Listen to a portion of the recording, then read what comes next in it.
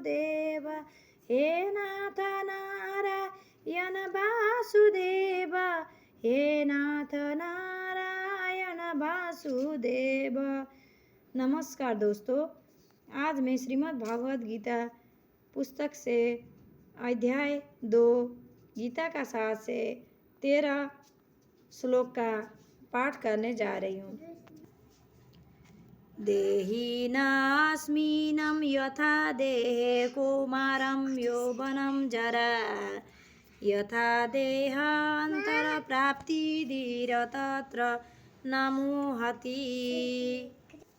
दोस्तों, जब महाभारत के युद्ध में अर्जुन युद्ध करने को नहीं मान रहे थे तो कृष्ण भगवान बार बार उसको यही बातें समझा रहे थे। जिस प्रकार शरीरधारी आत्मा इस शरीर में बाल्यावस्था से तरुणावस्था में और फिर वृद्धावस्था में निरंतर अग्रसर होता रहता है, उसी प्रकार मृत्यु होने पर आत्मा दूसरे शरीर में चला जाता है। धीर व्यक्ति ऐसे परिवर्तन से मोह को प्राप्त नहीं होता।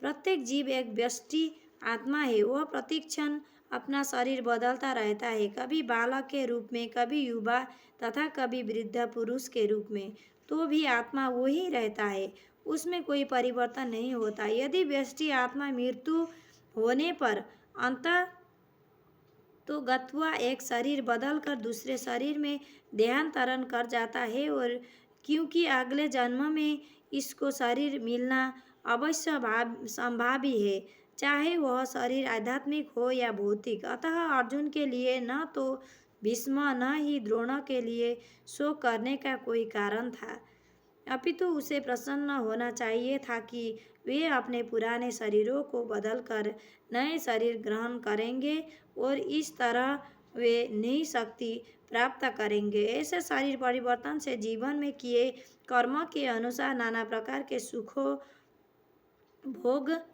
या कष्टों का लेखा हो जाता है। क्योंकि भीष्म व द्रोण साधु पुरुष थे, इसलिए अगले जन्म में उन्हें आध्यात्मिक शरीर प्राप्त होंगे, नहीं तो कम से कम उन्हें स्वर्ग में भोग करने के अनुरूप शरीर को प्राप्त होंगे ही। अतः दोनों ही दशाओं में शोक का कोई कारण नहीं था। जिस मनुष्य को व्यष्टि आत्मा, परमात्मा तथा भौतिक और आध्यात्मिक प्रकृति का पूर्ण ज्ञान होता है, वह धीर कहलाता है। ऐसा मनुष्य कभी भी शरीर परिवर्तन द्वारा उगा नहीं जाता। आत्मा के एकांतवाद का मायावादी सिद्धांत मान्य नहीं हो सकता, क्योंकि आत्मा के इस प्रकार विखंडन से परमेश्वर विखंडनीय या परिवर्तनशील हो जाएगा, जो परमात्मा के अपरिवर्तनीय होने के सिद्धांत के विरुद्ध होगा। गीता में पुष्टि हुई है कि परमात्मा के खंडों का शाश्वत अस्तित्व है, जिन्हें क्षर कहा जाता है, अर्थात उनमें भौतिक प्रकृति में गिरने की प्रवृत्ति होती है। ये भिन्न अंश नित्य भिन्न रहते हैं यहाँ तक कि मुक्ति के बाद भी व्यष्टि तथा व्यक्ति का जैसा भिन्न अंश बना रहता है, किंतु एक बार मुक्त होने पर वह श्री भगवान के साथ सच्चिदानंद रूप में रहता है। परमात्मा पर प्रतिबिंबवाद का सिद्धांत व्यवहृत किया जा सकता है, जो प्रत्येक शरीर में विद्यमान रहता है। वह व्यक्ति जीव में भिन्न होता है।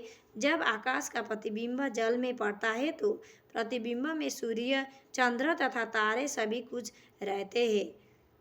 तारे की तुलना जीवों से तथा सूर्य या चंद्र की परमेश्वर से की जा सकती है। व्यक्ति अंश आत्मा को अर्जुन के रूप में और परमात्मा को श्री भगवान के रूप में प्रदर्शन किया जाता है। जैसे कि चतुर्थ अध्याय के प्रारंभ में स्पष्ट है, वे एक ही स्तर पर नहीं होते। यदि अर्जुन कृष्ण के समान स्तर पर हो और कृष्ण अर्जुन के श्रेष्ठतर न हो तो उसमें उपदेशक तथा उपदिष्ट का संबंध अर्थहीन होगी।